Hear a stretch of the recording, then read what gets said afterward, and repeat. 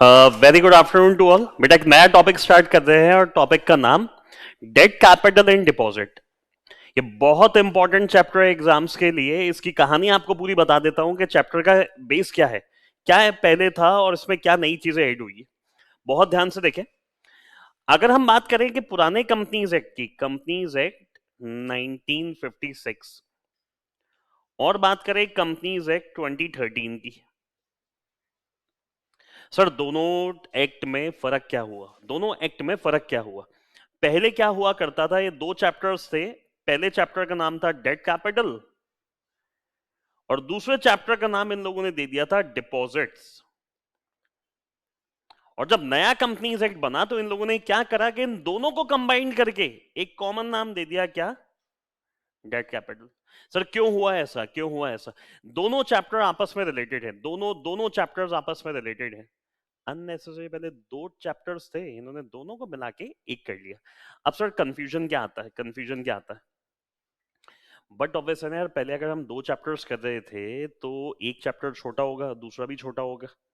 और अब अगर दोनों चैप्टर्स को हमने कंबाइन कर दिया है तो बट ऑब्वियस बात है, नंबर ऑफ पेजेस इस चैप्टर के इंक्रीज हो जाएंगे। तो आपको दिखने में चैप्टर थोड़ा सा बड़ा दिखेगा, 25-30 पेज का है, बट आप ये मानते हुए करना, you are not doing one chapter, आप दो चैप्टर्स को एक ही चैप्टर के अंदर कंप्लीट कर रहे हो। तो ये तो इस चैप्टर की हिस्ट्री थी कि पहले दो थे और अब कंबाइन करके इसको एक बना दिया। अब कहानी की बात करें अगर, तो आप सभी को आइडिया होगा अपना तरीका क्या रहता है क्लासेस में। पहले पूरे चैप्टर की एक ओवरव्यू करवाऊंगा डिटेल में, ओवरव्यू के बाद फिर अपन चैप्टर को आगे प्रोसीड करेंगे। अब अगर टॉपिक की बात करें तो सबसे सबसे पहला नाम क्या आ रहा है? Debt capital. सिंपल सी कहानी है। डेट मतलब लोन। लोन मतलब, जैसे आपने अकाउंट में पढ़ा होगा, डेट कैपिटल की अकाउंटिंग भी करी है आप लोगों ने। डेट कैपिटल मतलब विच इज मेनली, हम यहां किस चीज से रिलेट करते हैं? डिबेंचर से। और डिबेंचर के साथ हम एक चीज और यहां पे रिलेट करेंगे, जैसे हमने नाम दे दिया बोरोइंग्स। अब सर जब ये चैप्टर अपन कंप्लीट करेंगे ना तो आपको एक चीज दिखाई देगी। आप कर रहे हो debt capital, but mean while आपको एक सेक्शन दिखाई देगा स्टार्ट में, सेक्शन 179। अब 179 सेक्शन हमने यहां क्यों डाल दिया? 179 सेक्शन क्या है, क्यों इस सेक्शन की यहां रिक्वायरमेंट है, जल्दी से एक बार देख लेते हैं। 179 सेक्शन हमें क्या कहता है? Powers of board. कंपनी में बोर्ड ऑफ डायरेक्टर्स की पावर्स क्या है? भैया बोर्ड ऑफ डायरेक्टर क्या क्या काम कर सकते हैं? कंपनी में शेयर इशू करने हैं, बीओडी करेगा। डिबेंचर इशू करने हैं, बीओडी करेगा। ये सारी बोर्ड ऑफ डायरेक्टर की जो पावर्स की लिस्ट है ना, वो कंप्लीट लिस्ट कौन से सेक्शन में दे रखी है? In section 179। और जस्ट इसके बाद एक और सेक्शन आता है, सेक्शन 180। 180 हमें क्या कहता है? Restriction on powers of BOD. बहुत बहुत ध्यान से समझो। 179 क्या कह रहा है? बीओडी की पावर्स क्या है। 180 क्या कह रहा है? उस बीओडी की पावर पे हमने क्या लगा रखे हैं? रेस्ट्रिक्शंस। अब यहां पे रेस्ट्रिक्शन वर्ड का मतलब क्या है? सिंपल मीनिंग है, सिंपल मीनिंग है, काम तो बेटा बोर्ड ऑफ डायरेक्टर ही करेंगे, बट सर्टेन 3-4 कामों की लिस्ट आएगी, वो काम करेगा बोर्ड ऑफ डायरेक्टर, बट उन्हें पहले किससे अप्रूवल लेना है? शेयर होल्डर से। क्या पास करवा के? ऐसा। नहीं समझे आप बात? काम तो बोर्ड ऑफ डायरेक्टर को ही करना है, बट वो काम करने से पहले they are required to obtain approval of share holder by way of an SR. Sir क्या वो चारों काम जो रेस्ट्रिक्शन में हमारे यहाँ काम आने? नहीं, चारों काम नहीं आने, एक काम आएगा हार्डली, और उसका नाम क्या है? Section 180 sub section 1 and clause C. इसका रीजन क्या है?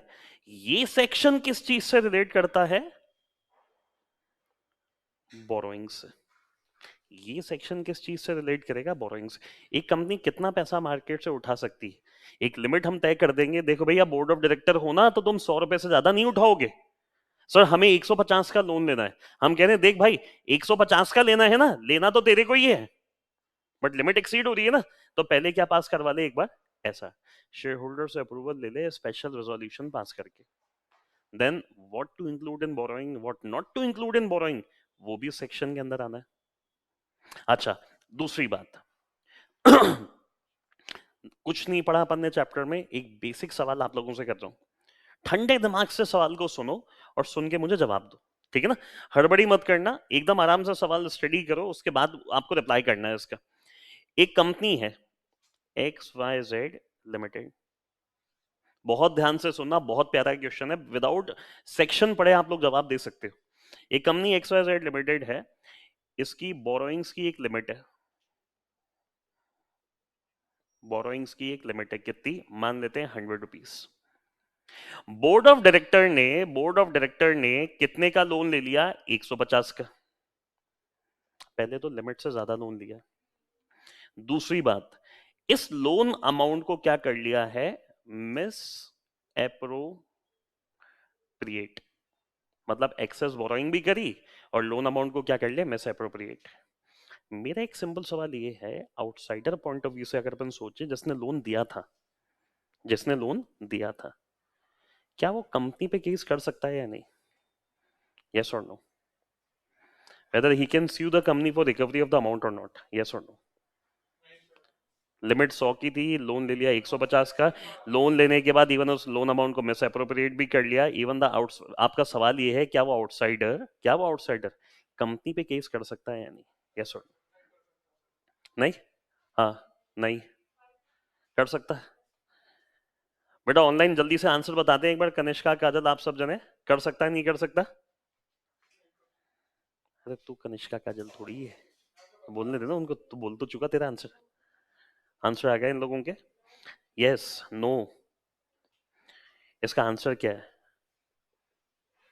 यस। क्यों? क्यों? हमने लोन किसको दिया था? हमने डायरेक्टर को दिया था या डायरेक्टर को कंपनी के बिहाफ पे दिया था? समझ में आ रही है बात? हमने डायरेक्टर को पर्सनल लोन नहीं दिया है उसके नाम से, हमने लोन दिया था कंपनी के नाम से उसको। तो क्या हम कंपनी पे केस कर सकते हैं? हाँ। क्या हम कंपनी से लोन रिकवर कर सकते हैं? हाँ। अब ठंडे दिमाग से पूरा सुनो आगे। अब कंपनी अगर 150 का पेमेंट करेगी तो कंपनी क्या डायरेक्टर्स को छोड़ देगी? क्या कंपनी डायरेक्टर्स को छोड़ देगी? अब वो क्या करेंगे?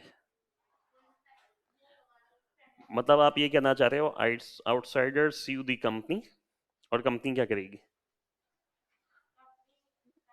कंपनी डायरेक्टर पे केस कर देगी। देखो यार, ये तो बाहरी रिश्ता हो गया और ये कंपनी के अंदरूनी कहानी होगी। तो क्रक्स क्या बना? आउटसाइडर तो केस कर सकता है, पैसा ले सकता है, अब कंपनी किसके ऊपर केस कर देगी?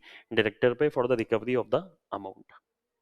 कंसेप्ट समझ में आया क्या हुआ, ये कैसे हुआ? ये जैसे एक सिंपल एग्जांपल लेते हैं, आपने क्या करा, पापा के नाम से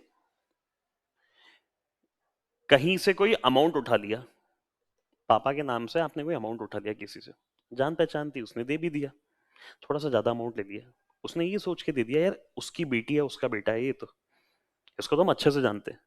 अब सवाल ये था कि आपने पैसा भी ज्यादा उठा लिया और पैसे को मिस अप्रोप्रिएट भी कर लिया। अब शर्मा जी आए घर पे पैसे मांगने, क्या शर्मा जी पापा से पैसे मांगने के लिए बाउंड है या नहीं? क्यों? उन्होंने पैसा, शर्मा जी ने पैसा आपको दिया था आपके नाम से, या आप किसके बेटे या बेटी हो ये सोच के दिया था? समझ में आ रही है? अगर रिलेट करोगे ना आप एग्जाम्पल को, आपका कंसेप्ट सेट हो जाएगा। हाँ, बट ऑब्वियस सी बात है, एक बार पापा शर्मा जी को पैसा तो देंगे, अब पापा आपका क्या करेंगे? नहीं समझ में आ रही कहानी? यही तो यहाँ पे हुआ, ये देखो, ये रहे हमारे शर्मा जी, ये रहे पापा, और ये रहे आप। समझ में आई ये चीज क्या है? अच्छा, अब एक कंसेप्ट और, बहुत बढ़िया, एक कंसेप्ट और, नाम सुना है कभी? ये क्या है? ये अल्ट्रा वायर्स है। बहुत बढ़िया, इसका आंसर क्या दिया हम सबने? Beyond the power. तो बेटा इसका उल्टा भी कर लो, अब एक बार इसका उल्टा भी कर लो। वायरस नहीं होता, वायर्स होता है।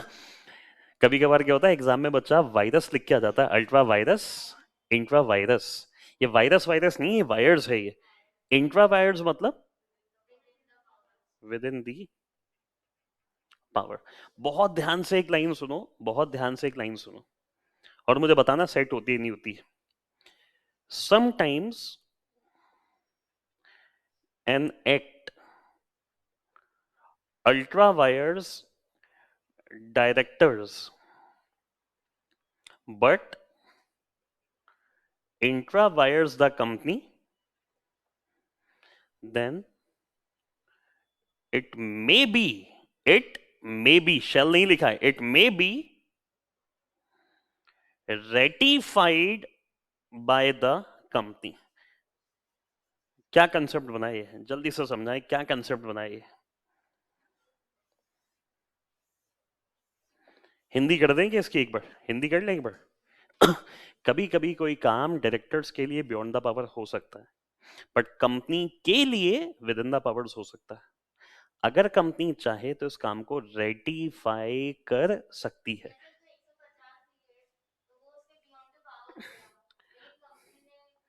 150 का लोन लेना अपने एग्जांपल के हिसाब से डायरेक्टर्स के लिए क्या था, अल्ट्रा, बट कंपनी के लिए क्या था.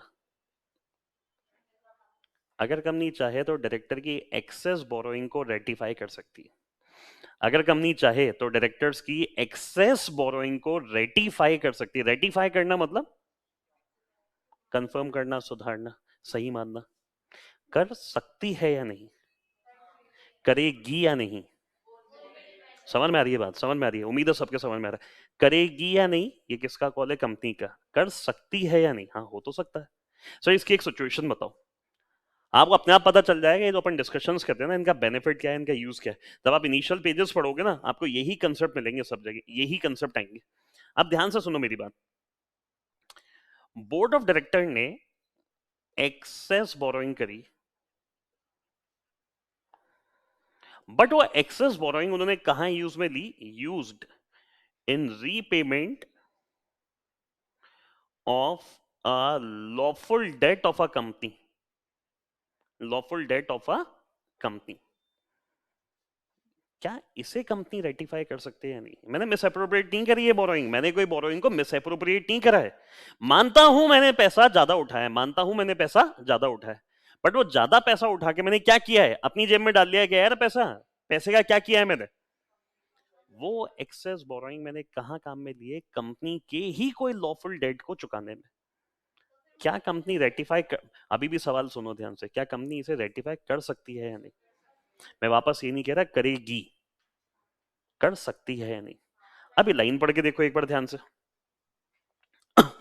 Sometimes an act ultra wires director but intra wires the company, then it may be ratified by the company. I am not saying कि कंपनी रेटिफाई करेगी, I am not saying company ratify करेगी.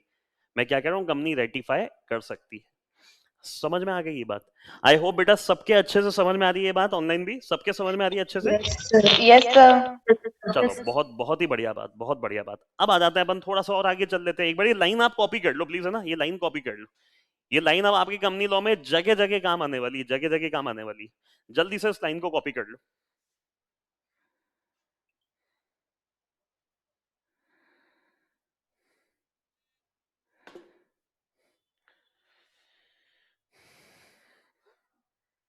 Done.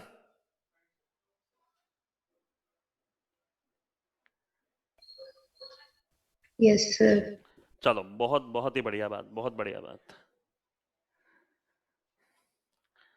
अब थोड़ा सा और आगे चलते हैं अपन, थोड़ी सी और कहानी समझते हैं एक बार. अच्छा, कंपनी क्या इशू कर रही है, डिबेंचर. अब मेरा आपसे एक सिंपल क्वेश्चन ये है, मेरा आपसे एक सिंपल क्वेश्चन है, डिबेंचर कितने साल के लिए इशू होता है मैक्सिमम, इशूड फॉर मैक्सिमम. फिर मैं आपको एक प्रोविजन इसमें पढ़ाऊंगा, अगर कंपनी चाहे तो 30 साल के लिए भी इशू कर सकती है, अगर कंपनी इंफ्रास्ट्रक्चर कंपनी है तो. ये बताई थी बात मैंने आपको, जब मैंने आपको शेयर कैपिटल वाला एक चैप्टर पढ़ाया था, तो वहां पे बात चली थी प्रेफरेंस शेयर्स के अंदर. वहां पे ये बात भी मैंने रिलेट करी थी कि डिबेंचर कंपनी जनरली कितने साल के लिए इशू करती है, 10 साल. बट अगर कंपनी इंफ्रा है तो हम इवन कितने साल के लिए इशू कर सकते हैं, 30 साल. अब वो क्या है कैसे, वो तो मैं आपको डिटेल में बताऊंगा आगे. अच्छा, अगर कंपनी डिबेंचर इशू कर रही हो कितने जनों को, 500 से ज्यादा लोगों को. कितने जनों को, 500 से ज्यादा लोगों को. तो उन्हें किसको अपॉइंट करना होता है, उन्हें अपॉइंट करना पड़ता है एक डिबेंचर ट्रस्टी को. अब ये कौन होता है, यार ये मैं मानता हूँ डिबेंचर होल्डर का रक्षक होता है, नहीं समझे। डिबेंचर होल्डर को अगर कोई प्रॉब्लम आई, पहले क्या होता था, डिबेंचर होल्डर जाते थे कंपनी, अब उन्होंने एक बंदा अपॉइंट करवा दिया डिबेंचर ट्रस्टी।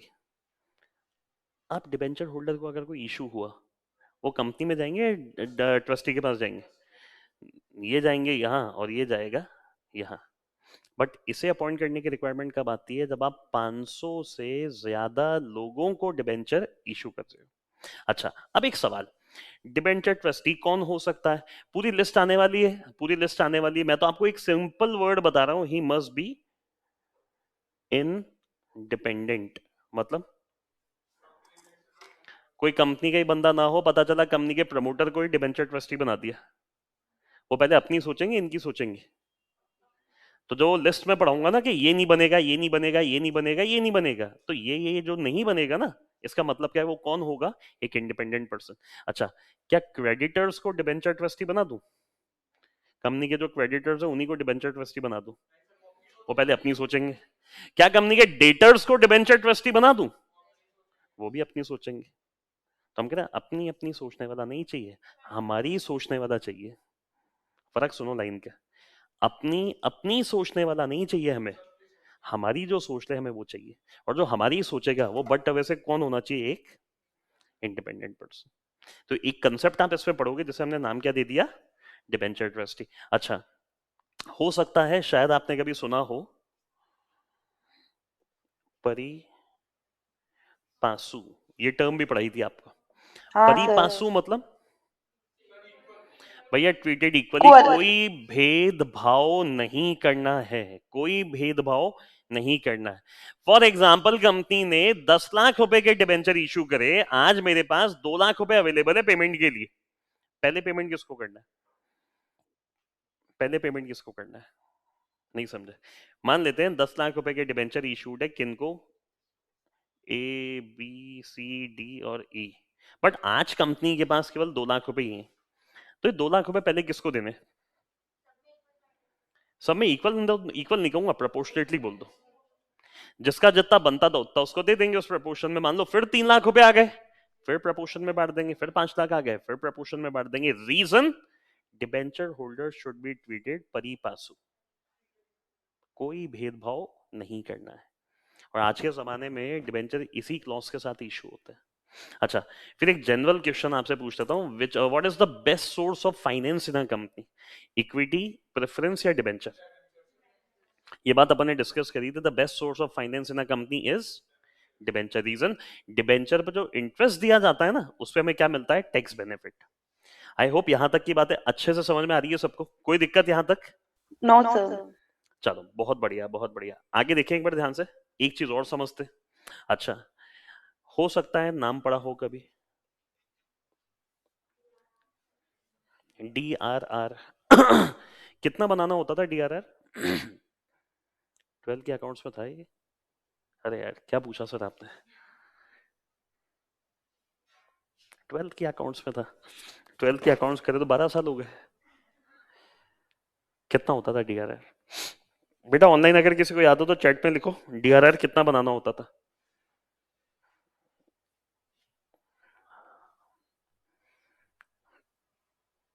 अरे आप में से कोई ऐसा है जिसके अकाउंट्स पे 80 प्लस थे? 80 प्लस? बोर्ड एग्जाम तो हुए होंगे ना, वो असेसमेंट तो हुआ होगा, असेसमेंट के थ्रू मार्क्स तो मिले होंगे ना? अरे कोई भी ऐसा नहीं, मेरे आए थे 80 प्लस। मैं तो जानता हूं, लेकिन मेरे जानने से क्या फर्क पड़ेगा यहाँ पे? जनरली अगर बच्चों से पूछे डीआरआर कितना होता है, आउटडेटेड बच्चे बताते हैं 50%, 25%। बहुत बढ़िया, अंकिता का आंसर आ गया 25%। पहले 50 होता था, फिर इसको घटा के कितना कर दिया? 25। और कितने ही केसेस में इसको क्या कर दिया गया है? निल। निल मतलब बनाना ही नहीं है। सर ऐसा क्यों हुआ, पहले 50 फिर 25 फिर निल, इसका रीजन क्या है?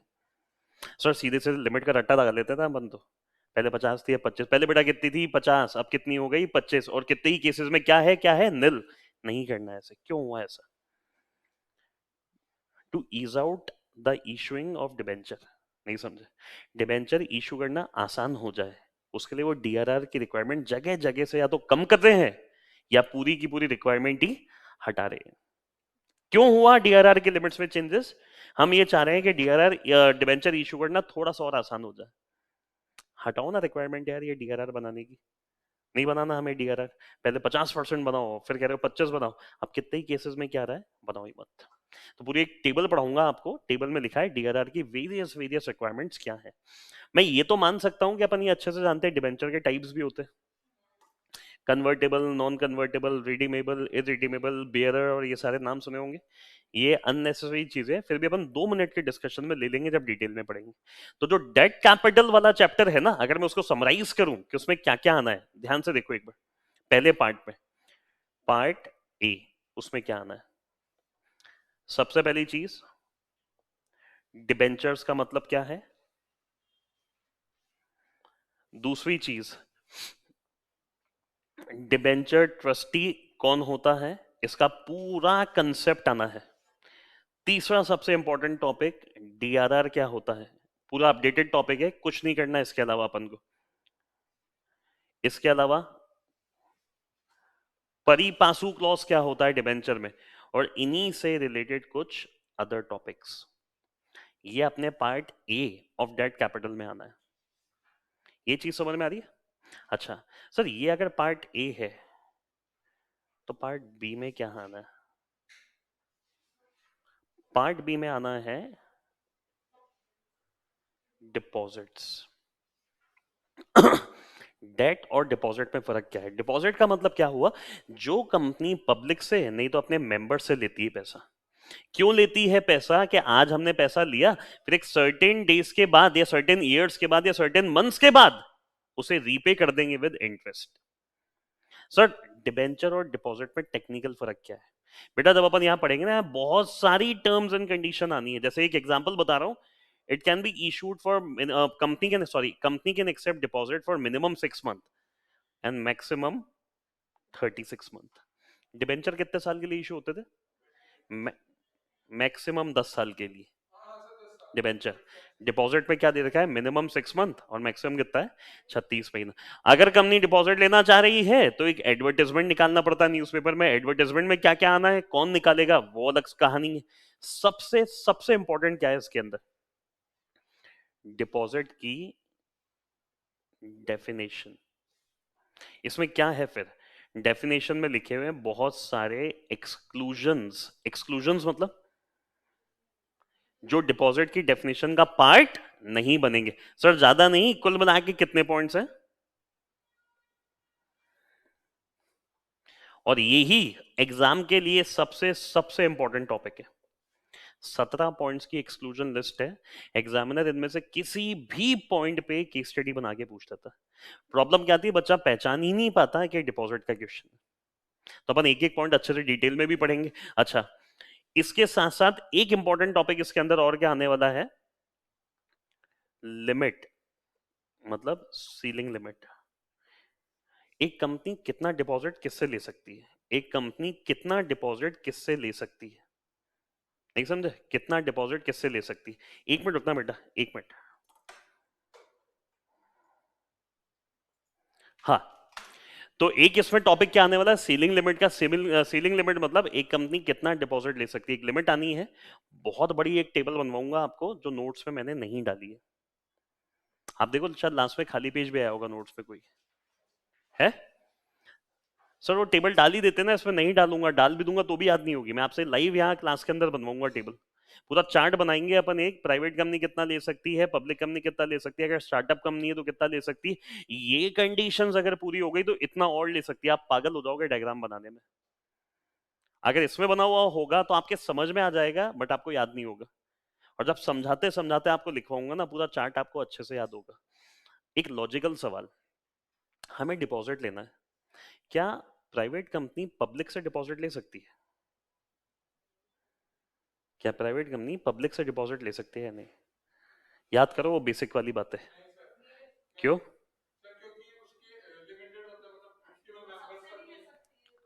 प्राइवेट कंपनी केवल अपने मेंबर से ले सकती है। क्यों? नाम में ही तो आंसर है, कंपनी कौन सी है। और पब्लिक कंपनी, फर्क समझ में आ गया? तो अपन क्या पढ़ेंगे, पब्लिक कंपनी मेंबर से भी ले सकती है तो पब्लिक से भी ले सकते हैं, बट प्राइवेट कंपनी केवल किससे ले सकती, केवल मेंबर से ले सकते हैं। तो पूरा एक चार्ट बनवाऊंगा आपको इसका। चैप्टर का बेस समझ में आ गया, चैप्टर का बेस समझ में आ गया किस तरीके से चैप्टर अपन को आगे लेके चलना है। चैप्टर में दो पार्ट आने हैं, Yes, part sir. A and part B. Part A relates to debt capital and part B relates to deposit. तो एक एक करके ये पार्ट अपन स्टार्ट करेंगे अगली क्लासेस में, ठीक है ना। बाकी फिर मैं आपको पढ़ाऊंगा नेक्स्ट क्लास के अंदर। चले, थैंक यू।